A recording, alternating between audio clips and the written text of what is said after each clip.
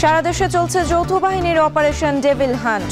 রাস্তায় রাস্তায় সেনা টহল, ব্যারিকেড দিয়ে চলছে তল্লাশি।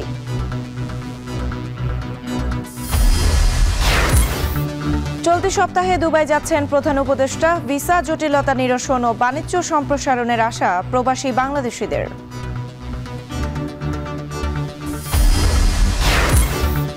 শীত এলেই বাড়ে দগ্ধ রোগীর সংখ্যা। যথাযথ চিকিৎসার অভাব ও দেরিতে হাসপাতালে আসায় বাড়ে মৃত্যু ঝুঁকি। এবং বোরো ধানের একক নির্ভরশীলতা কাটিয়ে নতুন স্বপ্নে হাওরের কৃষক। ডাল, সরিষা, সবজি চাষে মুনাফা।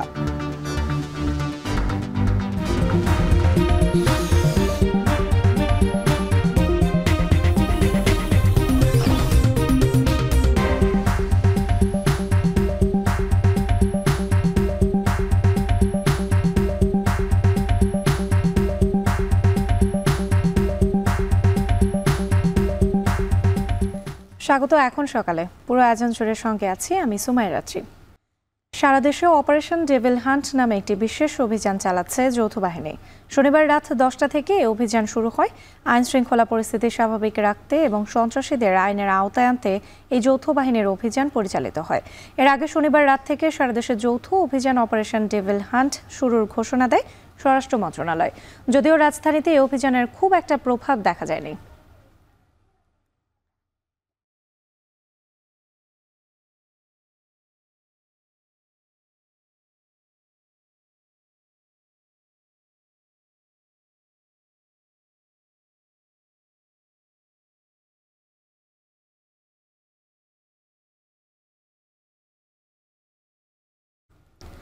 এদিকে শনিবার গাজীপুরে জেলা প্রশাসকের কার্যালয়ের সামনে বৈষম্য বিরোধী ছাত্রদের লক্ষ্য করে ছোড়া গুলিতে আহত হয়ে হাসপাতালে ভর্তি হয়েছেন এক শিক্ষার্থী।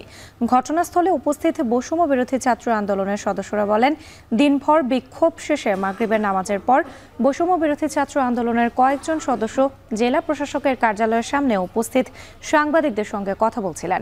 এ সময় মোটরসাইকেল যুগে দুজন দুর্বৃত্ত গুলি ছুড়ে দ্রুত সরে পড়ে। এতে মোবাশ্বের হোসেন নামে ওই শিক্ষার্থীর ডান হাতে গুলি লাগে। দ্রুত তাকে শহীদ তাজউদ্দিন আহমদ মেডিকেল কলেজ হাসপাতালে নেওয়া হয়। গাজীপুর মেট্রোপলিটন পুলিশের উপকমিশনার রিয়াজউদ্দিন আহমেদ জানান, বিষয়টি তদন্ত করে দেখছে পুলিশ। তবে মোজাম্মেল হকের বাসায় তার অনুসারীদের হামলার ঘটনায় 24 ঘন্টা পেরোতে না পেরোতেই আবারও এমন হামলার ঘটনার নিরাপত্তা নিয়ে উদ্বিগ্ন সবাই।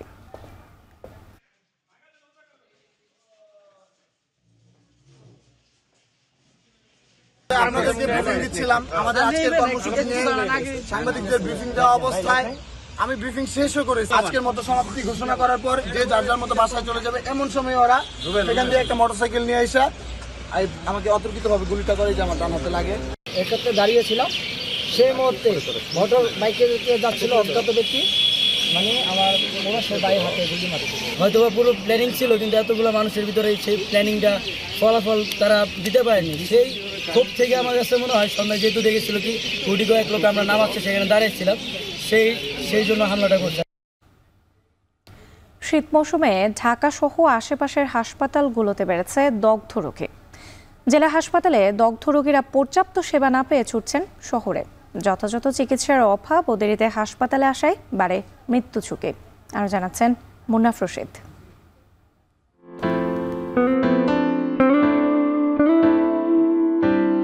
কুয়াশার চাদরে মোড়া এই জনপদ। শীত উপেক্ষা করে কৃষকের কর্মযজ্ঞ যেন নিত্যদিনের। তবে এবছর ঠান্ডা তুলনামূলক কম থাকলেও বয়স যেন তা মানতে নারাজ। যেখানে শিশু আর বৃদ্ধরা থাকে সবচেয়ে বিপাকে। গ্রামে খড়কুঠা দিয়ে এভাবে আগুন জ্বালিয়ে শীত নিবারণের চেষ্টা বেশ পুরনো। শীতের তীব্রতা অনুযায়ী সকাল কিংবা সন্ধ্যার পর এই আয়োজন চলে বিভিন্ন পাড়া মহল্লায়। তবে আগুন যতটা উষ্ণতা দেয় তার চেয়েও বেশি উদ্বেগ বাড়ায়। কেননা আগুন পোহাতে গিয়ে প্রায় প্রতিদিনই দেশের কোথাও না কোথাও কারো শরীর পুড়ে যাচ্ছে, ঝরছে যাচ্ছে ভবিষ্যৎ।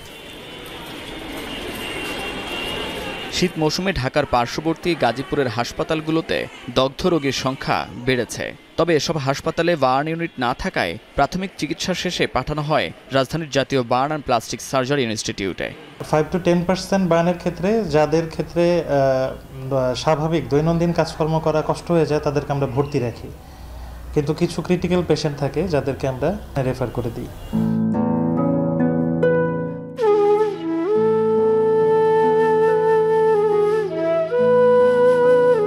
উন্নত চিকিৎসার জন্য জাতীয় বার্নে আসা 4 বছরের হুমায়রা। হাত পায়ের স্তব্ধতা, শরীরের জড়তা আর অবুঝ চাহনি যেন বলে দিচ্ছে শরীর নয়, পুড়েছে তার দুরন্তপনা। হুমায়রা পা থেকে বুক পর্যন্ত ব্যান্ডেজে মোড়ানো শরীর নিয়ে শুয়ে আছে হাসপাতালের শয্যায়। গোসলের জন্য গরম করে রাখা পানিতে পড়ে পুড়ে যায় হাত, পা, পিঠের অংশ। গরম পানি বলছিল, বলে ব্রাশ করতে গেছিল, পরে বাথরুমে বসে গেছিল পানিতে। বসে যাওয়ার পরে ওই যে ওঠার চেষ্টা করছে, হাত দুইটা ঢুকে গেছিল, প্রায় 18% আর কি ইনজুরি হয়েছে। গরম দুধ মুখে পড়ে বরিশাল থেকে আসা 15 মাসের শিশু ফাতিহা, 4 বছরের ইউসুফ কিংবা রাজধানীর মাতুয়াইলের আরোয়া, অধিকাংশেরই গল্প হুমায়রার মতো। পাশের রুমে এক মহিলা গরম পানি দিছে, সাথে সাথে মারামারি করতেছে, দৌড় দিছে। আমার মহিলা পাতিল নিয়ে যাইতেছে, ওই পানি ওনার গায়ের সাথে ধাক্কা লেগে ওই পানি আমার মেয়ের শরীরে পড়ছে। দুধ জাল দিয়ে টেবিলের উপরে রাখছে, আস্তে আস্তে বাচ্চা মানে দুধটা কাট করে মগটা আর কি ফালাইয়া দিছে। শিশু থেকে তরুণ কিংবা বৃদ্ধ, কেউ গোসলের গরম পানিতে আহত, কেউ আগুন পোহাতে গিয়ে দগ্ধ, আবার কেউ গরম দুধ, ডাল, ভাতের মাড় বা এই জাতীয় জিনিসে পুড়ে দগ্ধ, যাদের বেশিরভাগই 20 থেকে 40% পর্যন্ত পোড়া। এই সময়ে অন্য প্লাস্টিক সার্জারির রোগীদের আসলে আমরা ভর্তি দিতে পারি না, কারণ বার্ন এতই বাড়ে। পুরুষ রোগীর তুলনায় এই সময়টাতে শিশুদের সংখ্যা বেশি থাকে, মহিলাদের সংখ্যা বেশি থাকে এবং বয়স্কদের সংখ্যা। জাতীয় বার্নে গেল বছর জরুরি বিভাগে সেবা নিয়েছেন 16,623 জন পোড়া রোগী। এর মধ্যে গুরুতর 6,241 জন, আর মৃত্যু হয়েছে 1,189 জন। পোড়া রোগী ভর্তির দিক থেকে জানুয়ারি মাস শীর্ষে রয়েছে। এছাড়া নতুন বছরের 25 জানুয়ারি পর্যন্ত বহির্বিভাগে 6,543 জন, জরুরিতে 1,000 রোগী সেবা নিয়েছেন, আর ভর্তি হয়েছেন 498 জন দগ্ধ রোগী, যার মধ্যে মারা গেছেন 89 জন। অ্যাডাল্ট একটা মানুষের ক্ষেত্রে 15 ভাগের বেশি পুড়লে তাকে অবশ্যই স্যালাইন পুশ করতে হবে, আর বাচ্চাদের ক্ষেত্রে আরও কম, বাচ্চাদেরকে 10 ভাগের বেশি পুড়লেই কিন্তু স্যালাইনটাকে তাকে পুশ করতে হবে। এবং এটা হলো প্রথম 24 ঘন্টা হলো খুবই গুরুত্বপূর্ণ আমাদের সময়। তো ওই সময়ের মধ্যে যদি আমরা না করি, বাচ্চার যে ইলেকট্রোলাইটস ইমব্যালেন্স যেটা হয়ে যায়, এটা কিন্তু রিকভারি করা বেশ টাফ হয়ে যায়, এবং প্রথম ম্যানেজমেন্টটা আমরা না করতে পারলে রিকভার করা বেশ কঠিন হয়ে যায়। উপজেলা ও জেলা হাসপাতালে পোড়া রোগীদের সঠিক চিকিৎসা না থাকায় 50 ভাগ রোগী দুর্ঘটনার প্রথম 24 ঘন্টায় হাসপাতালে ভর্তি হতে ব্যর্থ হন। আগুন লাগলে সঙ্গে নিজেকে থামতে হবে। মুন্নাফ রশিদ, এখন, ঢাকা। চালক সংকটে নেত্রকোনায় 2 মাসের বেশি সময় ধরে বন্ধ দুর্গাপুর উপজেলা স্বাস্থ্য কমপ্লেক্সের সরকারি অ্যাম্বুলেন্স সেবা। অস্থায়ী চালক দিয়ে মাঝে মধ্যে সেবা চললেও বেশিরভাগ সময়ে ব্যাহত হচ্ছে সেবা কার্যক্রম। সরকারি অ্যাম্বুলেন্স বন্ধ থাকার সুবিধা নিচ্ছেন অসাধু অ্যাম্বুলেন্স ব্যবসায়ীরা। হাসপাতাল কর্তৃপক্ষ বলছে দ্রুত স্থায়ী চালক নিয়োগের মাধ্যমে অ্যাম্বুলেন্স সেবা সচল হবে। রিফাত আহমেদ রাসেলের তথ্য ছবিতে থাকছে বিস্তারিত। বাঙালি ক্ষুদ্র জাতিগোষ্ঠী অধ্যুষিত নেত্রকোনার সীমান্তবর্তী উপজেলা দুর্গাপুর। এখানকার প্রায় 2.5 লাখ মানুষের স্বাস্থ্যসেবার একমাত্র ভরসা এই উপজেলা স্বাস্থ্য কমপ্লেক্স। আশপাশের বিভিন্ন এলাকা থেকেও স্বাস্থ্যসেবা নিতে আসেন অনেকে। 50 শয্যার স্বাস্থ্যকেন্দ্রটিতে প্রতিদিন গড়ে চিকিৎসা সেবা নেন 5 শতাধিক রোগী। তবে গত 2 মাসের বেশি সময় ধরে বন্ধ স্বাস্থ্য কমপ্লেক্সের সরকারি অ্যাম্বুলেন্স সেবা। এতে জরুরি চিকিৎসার জন্য তাৎক্ষণিক রোগী স্থানান্তরে বিপাকে পড়তে হয় রোগীর স্বজনদের। বাধ্য হয়ে বাড়তি টাকায় রোগীদের নিতে হয় বেসরকারি অ্যাম্বুলেন্স সেবা। ফলে 1230 টাকার ভাড়া গুনতে হয় 5,000 টাকা পর্যন্ত। এতে প্রান্তিক জনগোষ্ঠীর ঘাড়ে পড়ে চিকিৎসা খরচের বাড়তি বোঝা। অনেকে সমর্থ নাই দেন 4,000 টাকার ভিতরে একটা অ্যাম্বুলেন্স নিয়ে দ্রুত গতিতে যাওয়ার মতো। দরিদ্র মানুষের পক্ষে ইমার্জেন্সি হবে এখানে একটা রুগী লিয়ে যাওয়া, এটা কোনো পক্ষে সম্ভব হইতেছে না। আমি সিঙ্গেলে 10,000 5,000 টাকা গাড়ি ভাড়া আছে, আমরা মনে করুন যে সাধারণ গরিবের দেওয়ার মতন ক্ষমতা নাই। এই অবস্থায় প্রান্তিক পর্যায়ে সরকারিভাবে অ্যাম্বুলেন্স সেবা নিশ্চিত করার দাবি স্থানীয়দের। হাসপাতাল কর্তৃপক্ষ বলছে সরকারি অ্যাম্বুলেন্সের চালক নিয়োগ সহ দ্রুতই সমস্যা সমাধান হবে। 4-5 হাজার টাকার মতন মনে খরচ হয়ে যায় থেকে ময়মনসিংহ গেলে। সরকারি অ্যাম্বুলেন্স হলে আমাদের জন্য ভালো হয়। কয়েকটা আছে একদমই ব্যবহার অনুপযোগী, আর 2টা আছে এটার জন্য বিআরটি কে আমরা বারবার তাগাদা দিয়েছিলাম। তাদের আসলে এস্টিমেশন পেলে আমরা আসলে ব্যবস্থা নিতে পারতাম, কিন্তু এ পর্যন্ত বিআরটিএ থেকে কোনো রেসপন্স আমরা পাই নাই। এই ব্যাপারে আমাদের ঊর্ধ্বতন কর্তৃপক্ষকে আমরা জানিয়েছি। একটা নিয়োগ প্রক্রিয়া চলমান আছে। 1996 সাল থেকে 2019 পর্যন্ত মোট 5টি অ্যাম্বুলেন্স পায় দুর্গাপুর উপজেলা স্বাস্থ্য কমপ্লেক্স। এর মধ্যে 2টি আগুনে পুড়ে নষ্ট হয়েছে, আর বাকি 3টির মধ্যে 2টি পুরোপুরি বিকল হয়ে পড়ে আছে গ্যারেজে। বিকল 2টি অ্যাম্বুলেন্স বিক্রির কথা থাকলেও বিআরটিএ থেকে ছাড়পত্র না পাওয়ায় কয়েক বছর ধরে ঝুলে আছে নিলাম প্রক্রিয়া। রিফাত আহমেদ রাসেল, এখন নেত্রকোনা। আরএফএল ওয়াটার পাম্পের অটোথার্মাল টেকনোলজি, যা বেশি হিটে নষ্ট হয় না, শতভাগ মসৃণ, ব্রাশ ইম্পেলার নিশ্চিত করে অধিক পানির flow. RFL water pump on করলে পানির তুফান। বাংলাদেশের উত্তর পূর্বাঞ্চলীয় সুনামগঞ্জ, নেত্রকোনা, কিশোরগঞ্জ এবং মৌলভীবাজার জেলার হাওরগুলো প্রধানত বোরো ধান নির্ভর। জলবায়ু ও পরিবেশগত নানা ধরনের চ্যালেঞ্জের মুখোমুখি হয়ে বারবার বিপর্যয়ের মুখে পড়ে হাওর অঞ্চলের মানুষ। অর্থনৈতিকভাবে হয়ে পড়ে ক্ষতিগ্রস্ত। তবে সম্প্রতি একটি প্রকল্প হাওর জনপদের কৃষিতে আশা জাগাচ্ছে। এক ফসলের বিপরীতে সবজি সহ উৎপাদন হচ্ছে নানা ধরনের ফসল। বিস্তারিত ইমতিয়াজ আহমেদের প্রতিবেদনে ছবি তুলেছেন জাহাঙ্গীর আকন্দ।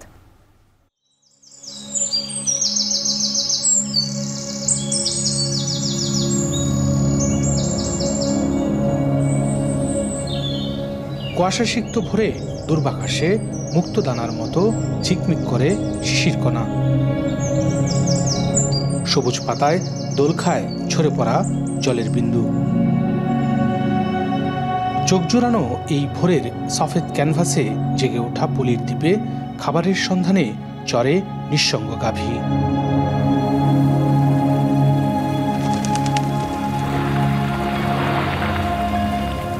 জলে জাল নামিয়ে চলে জেলেদের মাছের সন্ধান। মাছ শূন্য জালের বহর। মলিন মনে তবুও কসরত। জীবন সংগ্রামে মুখর কিশোরগঞ্জ হাওরের খোরাউত্রা নদীর জলদাসেরা। জলের এমন নীরব প্রতিবাদে রীতিমতো বিস্মিত তারা। জাল জল অনেক বিভিন্ন ধরনের জাল জল বাইরেছে, মাছ সবাই মারে, মারুয়া বেশি। খাল বিল অনেক জায়গায় বান দেলতেছে, আগে তো এইসব বান বন ছিল না, এই কারণে মাছটা আস্তে আস্তে কমতেছে। অনেক দিন 500 টাকা রুজো করে, অনেক দিন খালি হয়ে যায়, অনেক দিন 2000 হয়, এটা নির্দেশ নাই। এখন বর্তমানে যে পরিস্থিতি, এই পরিস্থিতিতে মনে করেন আমরা অনেক সমস্যায় আছি, আর্থিক দিক দিয়ে অনেক সমস্যায়।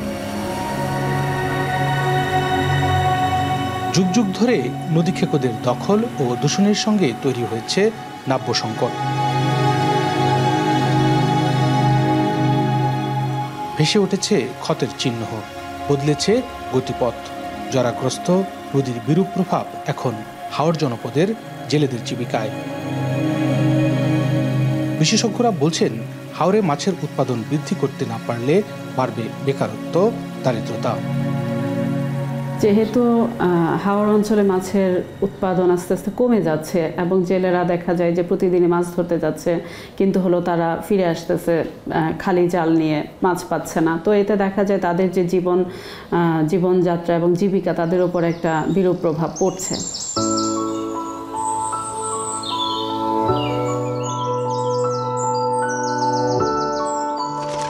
কিশোরগঞ্জ, নেত্রকোনা, সুনামগঞ্জ এবং মৌলভীবাজার জেলার হাওরগুলো প্রধানত বোরো ধান নির্ভর। জলবায়ু ও পরিবেশগত নানা ধরনের চ্যালেঞ্জের মুখোমুখি এখানকার কৃষি।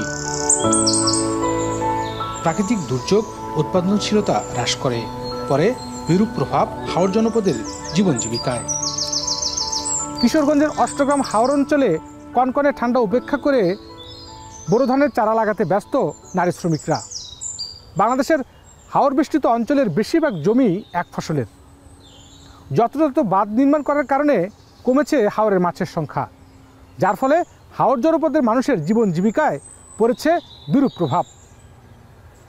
বিশেষজ্ঞরা বলছেন জলবায়ু পরিবর্তনের সাথে সাথে নিত্য নতুন ফসল উৎপাদন করতে না পারলে ভবিষ্যতে খাদ্য সংকট দেখা দেওয়ার একটা শঙ্কা থেকেই যাচ্ছে। আমরা সংসার চলে না, কোনো মতে ডাল চাল সব কিছু দাম, আমরা কিছু আনতারি না, খাবার টাইম মতে খাইতারি না। আমার স্বামী নাই, কাজ করে খাওয়ান মাঠে সরকার কিছু করে সাহায্য করলে তো আমরা একটু কি করে খারো হই সরকার আমরা তো জানার।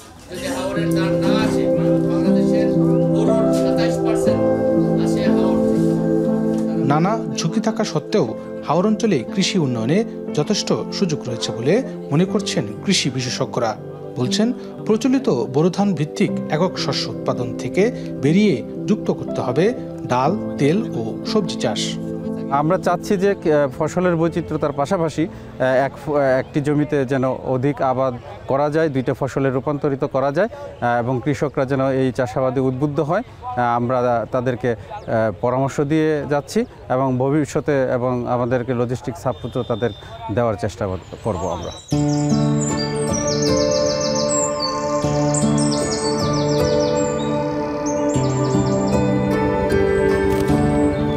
কিশোরগঞ্জের অষ্টগ্রাম উপজেলার 4 সন্তানের জননী ফাহিমা আক্তার।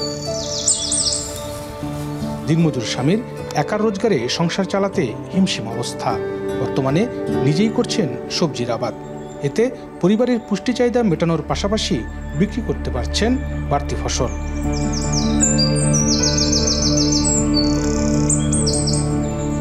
তার মতো গ্রামের অন্য কৃষকরা শাকসবজি, আলু থেকে শুরু করে সরিষার মতো লাভজনক ফসল উৎপাদন করে লাভের মুখ দেখছেন। আমরা আমাদের আওয়ার অঞ্চলের মাঝে গাছগাছালি কইরা মনে করেন বাড়ির অঞ্চলেও গাছগাছালি করি, নিজে খাই, তারপরে বিক্রি করতে পারি, ছেলেমেয়েরা লেখাপড়া করাইতে পারি, সময় একটা জিনিস জানে চাইলে কিনে খাইতে পারি। আমরা আলু চাষ কইরা পরে ধান রুমু, এরপরে সরিষা চাষ কইরা আবার ধান রুইতাছি। এই কৃষি পদ্ধতি লই আমরা লাভবান আছি। আমরা সহযোগিতা করছে কৃষক বিচারে করার পর আমরা একটু লাভবান আছি।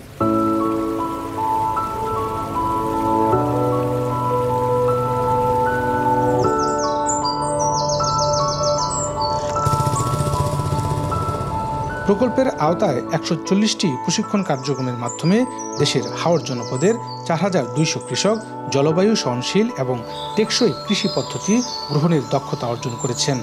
হাওর অঞ্চলে কৃষি উৎপাদনশীলতা বৃদ্ধি, খাদ্য নিরাপত্তা নিশ্চিতকরণ এবং জলবায়ু পরিবর্তনের চ্যালেঞ্জ মোকাবেলায় কৃষকদের ক্ষমতায়নে গুরুত্বপূর্ণ ভূমিকা রাখবে বলেও মনে করছেন সংশ্লিষ্টরা। ইমতিয়াজ আহমেদ, এখন কিশোরগঞ্জ। চাল আমদানি শুরু হওয়ার নওগাঁয় কমেছে ধানের দাম। প্রকারভেদে সব ধরনের ধানের দাম মন প্রতি 50 থেকে 100 টাকা কমেছে। ধানের দাম কমায় দুশ্চিন্তার ভাঁজ কৃষকদের কপালে। নওগাঁর মহাদেবপুর উপজেলার চকগৌরী হাট থেকে যুক্ত হচ্ছেন আব্বাস আলী। আব্বাস, চাল আমদানি নিয়ে কৃষকরা কি বলছেন?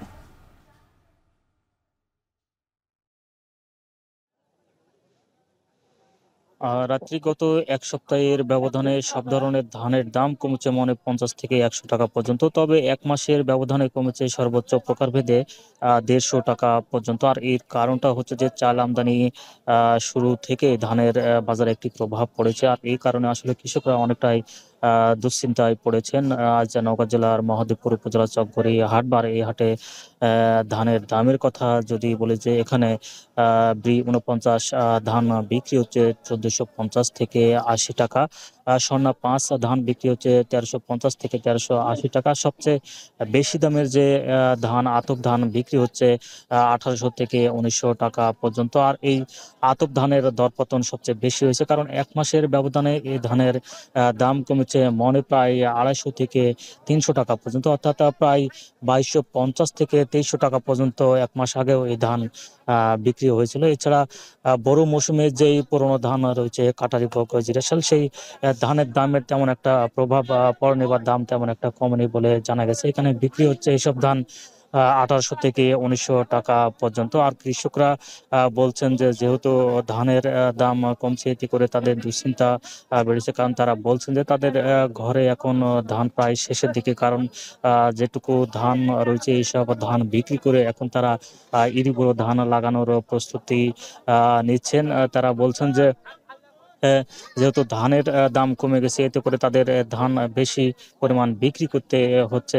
তারা জানিয়েছেন যে এদিকে ইরিগুলো মৌসুমে ধান রোপণ করতেও খরচ কিছুটা বাড়ছে, যার কারণে আসলে দুশ্চিন্তা অনেকটাই বেড়েছে। কৃষকরা বলছেন যে যেহেতু চাল আমদানি হচ্ছে, চাল আমদানির পরিমাণ যদি একটু কমানো যেত, অর্থাৎ সামঞ্জস্যভাবে যদি সেটা করা যেত, তাহলে ধানের বাজার এবং চালের বাজার অনেকটাই ঠিক থাকতো, এতে করে কৃষকরা অনেকটা লাভবান হতো। আমি একজন কৃষকের সঙ্গে কথা বলেছি, তিনি স্বর্ণা 5 ধান 8 মণ নিয়ে এসেছেন। গত এক সপ্তাহ আগেও ওই স্বর্ণা 5 ধান তিনি বিক্রি করেছিলেন 1440 থেকে 50 টাকা মণ। সেই ধান আজ তিনি বিক্রি করছেন 1350 টাকা মণ দরে। এই যে ধানের যে একটি প্রায় 80 থেকে তিনি 100 টাকা ধানের দাম কম পাচ্ছেন, এতে করে তিনি অনেকটাই দুশ্চিন্তায় পড়েছেন। আর এখানকার যারা ব্যবসায়ী রয়েছেন তারা বলছেন যে কিছুদিন আগেও আসলে কৃষকরা ভালো দাম পাওয়ার আশায় হাটে ধানের পরিমাণ কম নিয়ে এসেছিল, যার কারণে তাদেরকে বাধ্য হয়ে চড়া দামে প্রতিযোগিতা করে ধান কিনতে হয়েছিল। কিন্তু এখন যেহেতু ধানের পরিমাণ ঠিক আগের মতোই অর্থাৎ কম পরিমাণ এসেছে এবং যারা ব্যবসায়ী রয়েছেন তারা ধান কিনছেন এবং এইসব ধান সাতলে তারা সরবরাহ করছেন। তবে আমদানির কারণে এই ধান কেনার পরও আসলে ধান থেকে চাল তেমন উৎপাদন করছে না, কারণ তাদের কাছে যেসব ধান রয়েছে সেসব আগের ধান মজুদ থাকার কারণে তারা কম পরিমাণ চাল উৎপাদন করছেন। আর নওগাঁ জেলায় এবছর প্রায় 1,96,000 হেক্টর জমিতে ইরিবোরো ধানের আবাদ হয়েছে, যা থেকে প্রায় 8,60,000 টনের মতো ধানের উৎপাদন হবে। তবে এই ধান বাজারে আসার পর দেখা যাবে যে ধানের দাম কিছুটা সামঞ্জস্য থাকবে। তবে এই ছিল আমার কাছে ধানের দাম নিয়ে সবশেষ। নওগাঁয় কমেছে ধানের দাম, এ নিয়ে বিস্তারিত জানাতে যুক্ত ছিলেন আব্বাস আলী। এখন সকালে নিচ্ছে একটা বিরতি, ফিরছে একটু পর।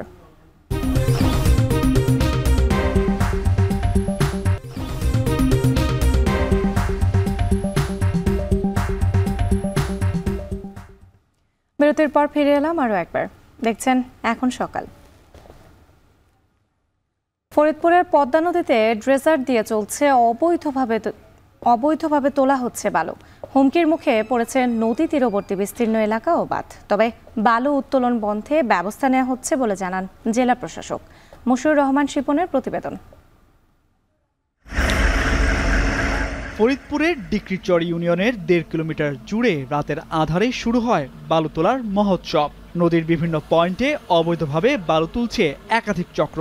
তবে সম্পূর্ণ চিত্র পাল্টে যায় দিনের আলোয়। বালু তোলার ড্রেজার ও ট্রাক আড়ালে সরিয়ে রাখা হয়। স্থানীয়রা জানান, অবৈধভাবে বালু উত্তোলনে হুমকির মুখে রয়েছে বাঁধ ও নদী তীরবর্তী বসতবাড়ি। ইতোমধ্যে বিস্তীর্ণ এলাকা বিলীন হয়েছে ভাঙনে। এই যে কুম পড়ছে স্যার আমার জমির ভিতরে মাটি কাটার জন্য, আমি নিষেধ করি পড়তে, আমার কথা শুন না তারা স্যার।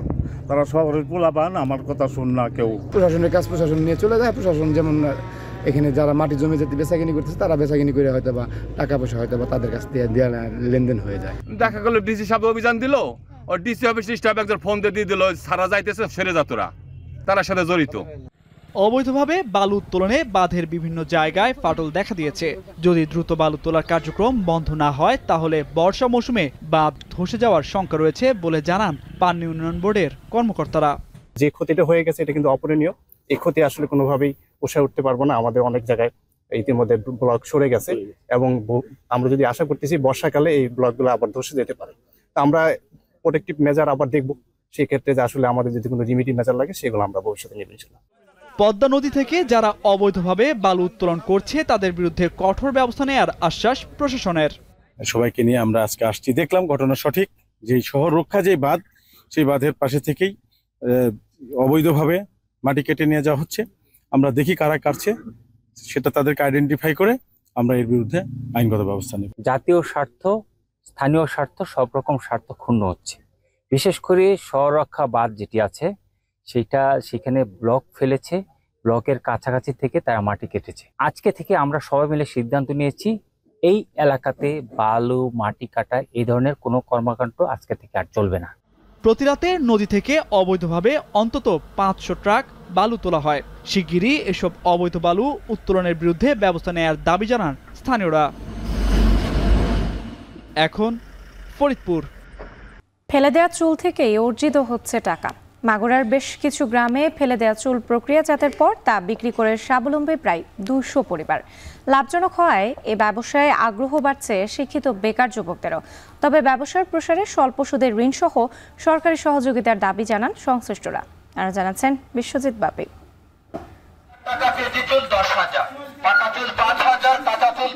এভাবেই সকাল হলে মাগুরার গ্রাম থেকে শহরে ফেলনা চুলের হকারদের ডাকাডাকিতে সরব হয় চারপাশ। নারীরা ছুটে আসেন তাদের মাথা আঁচড়ানোর পর ফেলে দেয়া চুল বিক্রি করতে। প্রতি কেজি চুল বিক্রি হয় 8 থেকে 10 হাজার টাকায়। ফেরিওয়ালারা এই চুল সংগ্রহ করে নিয়ে যান কারখানায়। সেখানে চুলের দৈর্ঘ্য ভেদে 12 থেকে 15 হাজার টাকা দরে বিক্রি করেন তারা। কারখানার মহাজনরা এই চুল পরিষ্কার করে গ্রামে গ্রামে নারী শ্রমিকদের কাছে দেন জট ছাড়াতে। মহিলারা তাদের নিখুঁত হাতে চুলের জট ছাড়িয়ে আঁটি আকারে বাঁধেন। তারপর মেশিনের মাধ্যমে করা হয় ফিনিশিংয়ের কাজ। মহাজনরা আবার এই প্রসেস করা চুল ঢাকায় এনে 20 থেকে 60 হাজার টাকা কেজি দরে বিক্রি করেন। চুলের কাজ করে আমি ঋণ ছিলাম, সেই ঋণ পরিশোধ করেছি এবং আমার একটা ছেলে আছে, তার লেখাপড়ার খরচ চালাই। হাতের কাজ করি, দিন কাটে না, সময় কাটে না, তাই একটু বসে কাটাই। ওরা বসার সময় আমি এই কর্ম করি, করে যা দুটো টাকা পয়সা ছেলের দিয়ে বাপের দিই। ঢাকা থেকে এই চুল Europe, America, Canada, Spain, Sweden সহ বিভিন্ন দেশে রপ্তানি হচ্ছে, যা থেকে তৈরি হয় মাথার ক্যাপ, পরচুলা, খোপা, নকল দাড়ি সহ বিভিন্ন উপকরণ। কারখানা দেওয়ার পর আপনার শ্যাম্পু, হুইল দিয়া পানিতে ভিজানোর পর আমাদের এখানে কাটা আছে, কাটাই দিয়ে সাইজ করি। সাইজ করার পর আরও 4-5 প্রকার প্রসেস দিই। এখানে 4-5 বছর যাবত আমি ব্যবসা করি। এখন আল্লাহর রহমতে অনেক ভালো আছে। আমার আন্ডারে অনেক শ্রমিক আছে, অনেকের বেকার যুবকদের কর্মসংস্থানের ব্যবস্থা করতে পেরে আমিও নিজেকে ধন্য মনে করি। মানুষের এই পরিত্যক্ত চুল ভাগ্য বদলে দিয়েছে বইখোলা, কাতলি, আরপাড়া, বড় শেলই সহ মাগুরা সদর ও শালিখা উপজেলার প্রত্যন্ত অঞ্চলের 30 থেকে 40টি গ্রামের হতদরিদ্র মানুষের সংসারের সচ্ছলতা ফেরাতে নারী পুরুষের পাশাপাশি শিক্ষিত বেকার যুবকরাও ঝুঁকছেন এ ব্যবসায়। বর্তমানে এ কাজের সাথে যুক্ত প্রায় 2 শতাধিক পরিবার। এই শিল্পের প্রসারে স্বল্প সুদে ঋণ সহ সরকারি সহযোগিতার দাবি জানান সংশ্লিষ্টরা। অনেকগুলো কোয়ালিটি হয়, এই কোয়ালিটি অনুযায়ী ঢাকায় নিয়ে চায়নাদের কাছে বিক্রি করি। যদি আমাদের রাস্তাটা হতো, আমাদের এখানে মনে করেন চায়নারা আসতো, আমরা আরো ভালোভাবে ব্যবসা করতে পারতাম, আমাদের অনেক ভালো হতো। এই অঞ্চল থেকে গড়ে প্রতিদিন 10 থেকে 15 লাখ টাকার চুল বিক্রির জন্য ঢাকায় নেওয়া হয়। এখন মাগুরা। এখন সকালে নিচ্ছি আরো একটি বিরতি, ফিরছি একটু পর।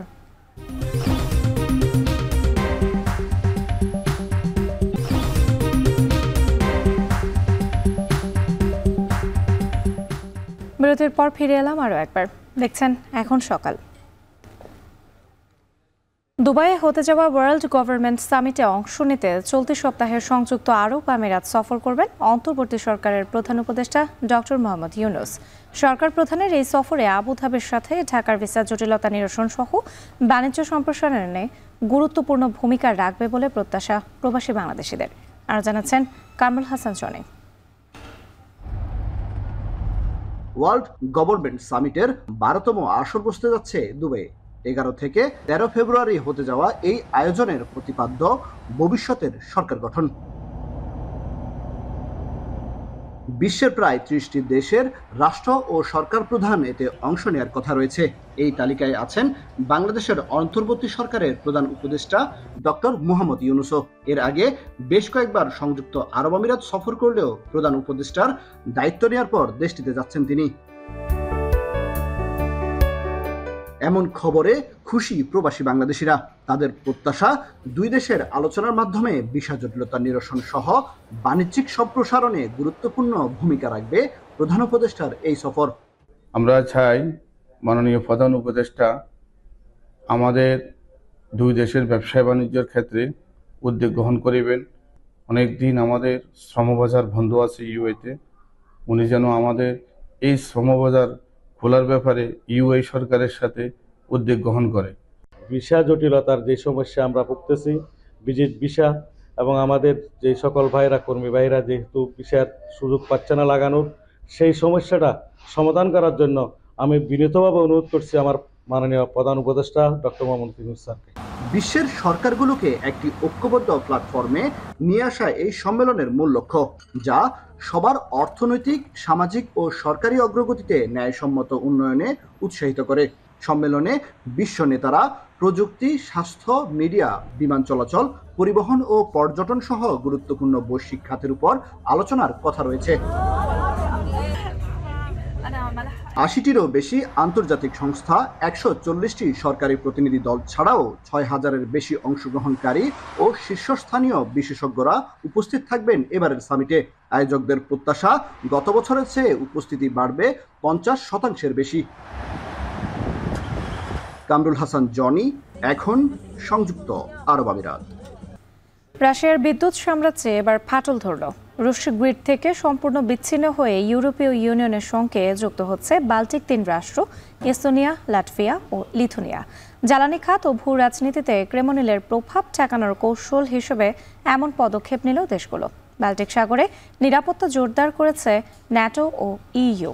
বিশ্লেষকদের আশঙ্কা, এর প্রভাবে বিদ্যুৎ ও জ্বালানির দাম বাড়বে বহুগুণ। আর জানাচ্ছেন তানফির চড়ে।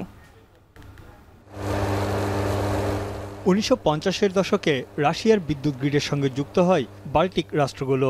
বেলগ্রিডের মাধ্যমে সংযুক্ত ছিল বেলারুশ, রাশিয়া, এস্তোনিয়া, লাটভিয়া ও লিথুনিয়া, যার নিয়ন্ত্রণ ছিল মস্কোর হাতে। ২০১৪ সালে রাশিয়ার ক্রিমিয়া দখলের পর ইউরোপীয় গ্রিডের সঙ্গে একীভূত হওয়ার পরিকল্পনা করে বাল্টিক রাষ্ট্রগুলো, যা গতি পায় ২০২২ সালে ইউক্রেনে রাশিয়ার সামরিক আগ্রাসন শুরুর পর। রাশিয়া থেকে বিদ্যুৎ কেনা বন্ধ করে দেয় বাল্টিক ৩ দেশ। এবার রুশ বিদ্যুৎ গ্রিড থেকে নিজেদের পুরোপুরি বিচ্ছিন্ন করে নিল তারা। ইউরোপীয় ইউনিয়নের সঙ্গে দৃঢ় সম্পর্ক এবং আঞ্চলিক নিরাপত্তা নিশ্চিতে এই পদক্ষেপ নেয় দেশগুলো। নিজেদের উৎপাদিত বিদ্যুতের উপর দেশগুলো নির্ভরশীল থাকবে। এরপর তারা পোল্যান্ডের মাধ্যমে যুক্ত হবে ইউরোপীয় গ্রিডে।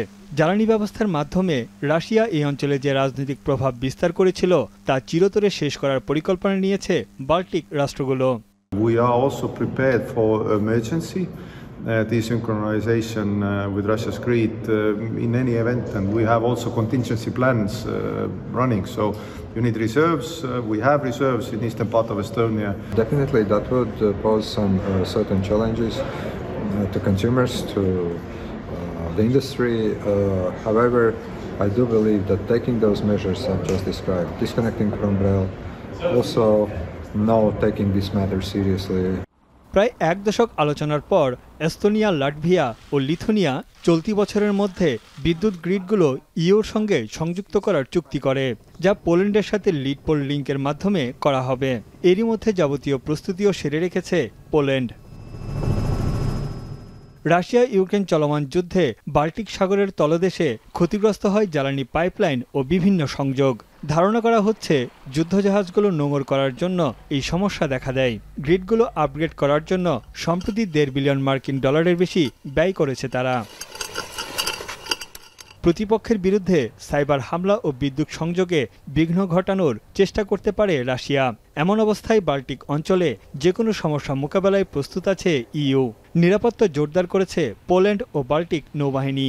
ফ্রিগেট, বিমান ও ড্রোন নিয়ে এগিয়ে এসেছে পশ্চিমা সামরিক জোট NATO. I think it's important to underline that this is about security.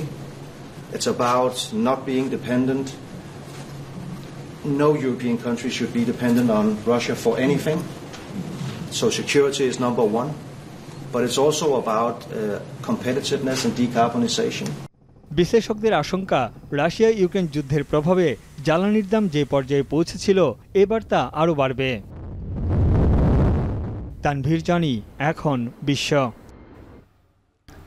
মালির উত্তর পূর্বাঞ্চলীয় গাঁও শহরে সেনাবাহিনীর গাড়ি বহরে বন্দুকধারীদের পরিকল্পিত হামলায় অন্তত 50 জনের প্রাণহানি হয়েছে। শনিবার রয়টার্সকে এই তথ্য নিশ্চিত করেন তদন্তকারী কর্মকর্তা।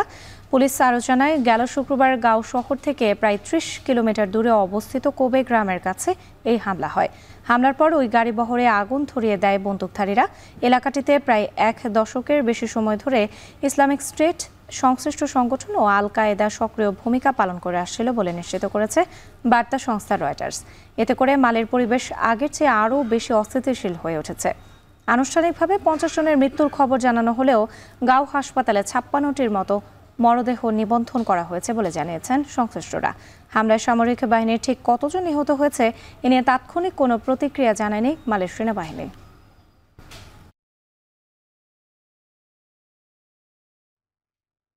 গাজায় যুদ্ধবিরতি চুক্তির মাধ্যমে ইহুদিবাদী শাসন ব্যবস্থা এবং যুক্তরাষ্ট্রের পরাজয় হয়েছে বলে মন্তব্য করলেন ইরানের সর্বোচ্চ ধর্মীয় নেতা আয়াতুল্লাহ আলী খামেনি। মার্কিন প্রেসিডেন্ট ডোনাল্ড ট্রাম্প তাদের শক্তি সম্পর্কে ইতোমধ্যেই টের পেয়েছেন বলে দাবি করেছে তেহরান। আর এ কারণেই পারমাণবিক শান্তি চুক্তিতে পৌঁছাতে সম্প্রতি ট্রাম্প আলোচনায় বসার আগ্রহের কথা জানিয়েছেন বলে মনে করছে ইরান। তবে এ বিষয়ে যুক্তরাষ্ট্রের সাথে আলোচনায় বসার মতো বোকামি করতে চায় না বলে সাফ জানিয়ে দিয়েছে তেহরান। তৌহিদুর রহমান জানাচ্ছেন বাকিটা।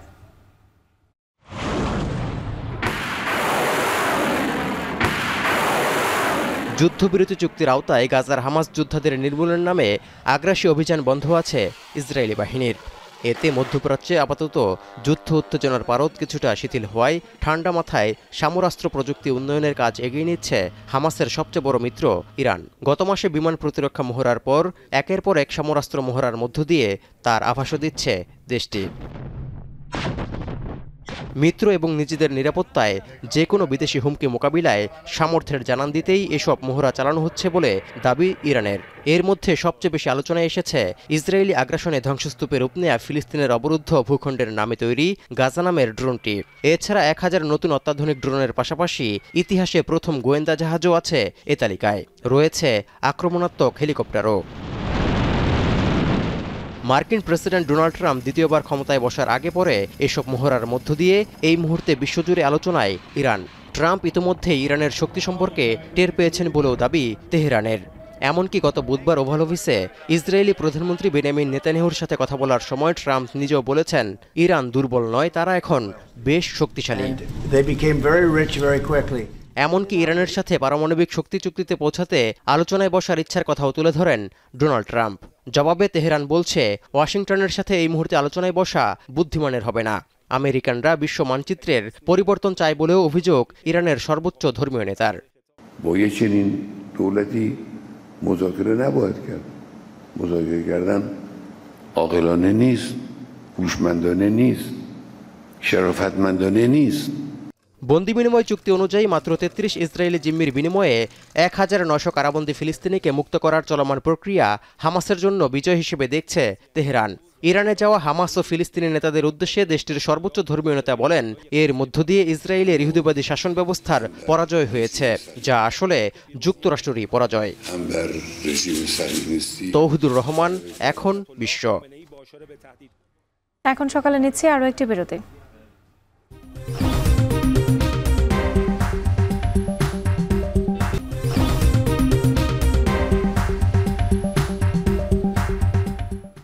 আবারও স্বাগত এখন সকালে। এবার খেলার খবর। বিপিএল শেষ হতে না হতেই শুরু চ্যাম্পিয়ন্স ট্রফির রুদ্ধদ্বার প্রস্তুতি। প্রথম দিনে অনুশীলন করেছেন মুস্তাফিজ সৌম্য সহ স্কোয়াডের ৫ ক্রিকেটার। শিশুদের প্রস্তুতি পরখ করেছেন হেড কোচ সিমন্স সহ অন্যান্যরা। টানা ৫ দিনের অনুশীলন শেষে আগামী ১৩ ফেব্রুয়ারি দুবাইয়ের ফ্লাইট ধরবেন মুস্তাফিজরা। আরও জানাচ্ছেন আরিফুল ইসলাম সাহাব। পর্দা নেমেছে বিপিএল-এর, পর্দা ওঠার অপেক্ষায় চ্যাম্পিয়ন্স ট্রফি। তবে এর আগেই মিরপুর ক্রিকেট স্টেডিয়ামের ইনডোর গ্রাউন্ডের চতুর্দিকে উঠেছে কালো পর্দা, যার আড়ালে আসন্ন টুর্নামেন্টের প্রস্তুতিতে টাইগার টিমের রুদ্ধদ্বার অনুশীলন। তাই ক্যামেরার লেন্সে কোচদের নির্দেশনা আর ক্রিকেটারদের অনুশীলনের দৃশ্য ধারণ করতে বেশ কসরত করতে হয়েছে। ৭ বছর পর আবারও চ্যাম্পিয়ন্স ট্রফির মহারণ। ব্যক্তি উদ্যোগে আগে থেকেই অনুশীলন শুরু করেছিলেন ২-১ ক্রিকেটার। তবে বিপিএল ফাইনালের পরদিন শুরু হয়েছে আনুষ্ঠানিক অনুশীলন, যেখানে সৌম্য মুস্তাফিজদের সরব উপস্থিতি। সর্বশেষ চ্যাম্পিয়ন্স ট্রফিতে খেলেছেন এমন 5 জন ক্রিকেটার আছেন এবারের স্কোয়াডে। তবে প্রথম দিনের অনুশীলনে উপস্থিত ছিলেন না রিয়াদ, মুশফিক, তাসকিনরা। ইনডোরের নেটে সৌম্য মুস্তাফিজের সাথে কঠোর অনুশীলন করেছেন তানজিম সাকিব, জাকির আলী অনিক, তানজিদ তামিমরা। দূর থেকে গভীর মনোযোগে ক্রিকেটারদের অনুশীলন দেখেছেন প্রধান কোচ ফিল সিমন্স সহ অন্যান্যরা। 17 চ্যাম্পিয়ন্স ট্রফিতে মুশফিক, রিয়াদের ব্যাটে বৈশ্বিক টুর্নামেন্টে সর্বোচ্চ সাফল্য পেয়েছিল বাংলাদেশ। তবে নিজেদেরকে সেভাবে মেলে ধরতে পারেনি মিরাজ, সৌম্য, ফিজরা। সেই স্মৃতি নিশ্চয়ই পোড়ায় তাদেরকে। নেটের কঠোর অনুশীলনে সেই ব্যারিকেডই ভাঙার প্রচেষ্টা। 12 ফেব্রুয়ারি পর্যন্ত কোচদের নিবিড় তত্ত্বাবধানে চলবে চ্যাম্পিয়ন্স ট্রফির প্রস্তুতি। এর পরদিনই ধরতে হবে দুবাইয়ের ফ্লাইট। মাঝখানে একদিন বিরতি দিয়ে 15 ফেব্রুয়ারি পাকিস্তান এ দলের বিপক্ষে প্রস্তুতি ম্যাচ খেলতে নামবে শান্তরা। আর চূড়ান্ত পর্বে 20, 24 ও 27 তারিখে বাংলাদেশের প্রতিপক্ষ যথাক্রমে ভারত, নিউজিল্যান্ড ও পাকিস্তান। আরিফুল ইসলাম সাহাব, এখন, ঢাকা। বাফুফের সভাপতি তাবিত আউয়ালের সাথে আলোচনার পরেও পিটার বাটলারের অধীনে অনুশীলনে যাননি গণ অবসরের হুমকি দেয়া 18 ফুটবলার। শনিবার বাফুফে ভবনে নারী উইং চেয়ারম্যান জানালেন সাবিনাদের নিয়েই পরিকল্পনা তাদের। তবে হেড কোচ বলছেন ভবিষ্যতের জন্য নতুনদের নিয়ে ভাবছেন তিনি। এসকে শাওনের প্রতিবেদন। এ মাসেই সংযুক্ত আরব আমিরাতের বিপক্ষে ফিফা প্রীতি ম্যাচ খেলবে বাংলাদেশ নারী ফুটবল দল। অথচ হেড কোচের বিরুদ্ধে বিদ্রোহ করা 18 ফুটবলারকে এখনও অনুশীলনে ফেরাতে পারেনি বাফুফে। সংকট নিরসনে ফেডারেশন গঠিত বিশেষ কমিটি এরই মধ্যে প্রতিবেদন জমা দিয়েছে সভাপতি তাবিত আউয়ালের দপ্তরে। সমস্যা সমাধানে বিদ্রোহী ফুটবলারদের সঙ্গে আলোচনা করেছেন নতুন সভাপতি। তারপরও অনড় সাবিনারা। এটা আমার মনে হয় প্রেসিডেন্টের সাথে ওরা কথা বলছে, প্রেসিডেন্টকে জিজ্ঞেস করা বেটার। আমার দিক থেকে এই সম্পর্কে আসলে কোনো কমেন্ট করা উচিত হবে না বা আমি করতেও চাই না, কারণ তদন্ত কমিটি রিপোর্ট দেওয়ার পরে তারা সেটা প্রেসিডেন্টকে দিয়েছেন এবং ওইটা নিয়ে প্রেসিডেন্ট কাজ করতেছেন। আমার মনে হয় আপনারা প্রেসিডেন্টের সাথে কথা বলেন। 15 ফেব্রুয়ারির পর আসন্ন 2 ম্যাচের জন্য বাংলাদেশের স্কোয়াড ঘোষণা করার কথা রয়েছে। শেষ পর্যন্ত গণ অবসরের হুমকি দেওয়া ফুটবলাররা তাদের অবস্থান থেকে না সরলে বাফুফের পরিকল্পনা কি থাকবে? প্ল্যান বি নাই, প্ল্যান এই আছে, প্ল্যান এই ফিরে আসবে, এটাই আমরা প্রত্যাশা করি। ফুটবলাররা বিদ্রোহ ঘোষণার পর থেকেই তাদেরকে ফেরানোর জন্য নারী উইং চেয়ারম্যান আশার বেলুন ফুলিয়ে যাচ্ছেন। অন্যদিকে হেড কোচ পিটার বাটলার ভাবছেন নতুনদের নিয়ে। When the time is right, when the time's correct, we're still building a new squad for a new future. Thank you very much. কোচের পরিকল্পনা বাস্তবায়ন হলে সাবিনা সানজিদাদের ছাড়াই আরব আমিরাতের বিপক্ষে খেলতে হবে বাংলাদেশকে। 24 ফেব্রুয়ারি দুবাইয়ের উদ্দেশ্যে ঢাকা ত্যাগ করবে জাতীয় নারী ফুটবল দল। এসকে শাওন, এখন, ঢাকা। শেষ করছি এখন সকাল। যাওয়ার আগে শিরোনামগুলো আরও একবার। সারা দেশে চলছে যৌথ বাহিনীর অপারেশন ডেভিল হান্ট। বিভিন্ন সড়কে সেনা টহল, ব্যারিকেড দিয়ে তল্লাশি।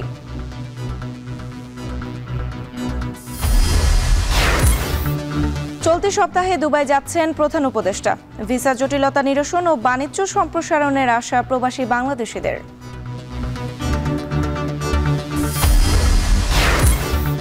শীত এলেই বাড়ে দগ্ধ রোগীর সংখ্যা। যথাযথ চিকিৎসার অভাব ও দেরিতে হাসপাতালে আসায় বাড়ে মৃত্যু ঝুঁকি। এবং বোরো ধানের একক নির্ভরশীলতা কাটিয়ে নতুন স্বপ্নে হাওরের কৃষক। ডাল, সরিষা, সবজি চাষে মুনাফা।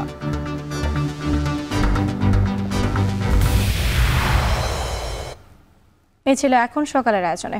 এখন টেলিভিশন ওয়েবসাইটে দেখতে ভিজিট করুন www.ekon.tv। এছাড়া ফেসবুকে দেখতে ভিজিট করুন facebook.com/tv.ekon এবং ইউটিউবে এখন টেলিভিশন দেখতে ভিজিট করুন youtube.com/c/ekontv।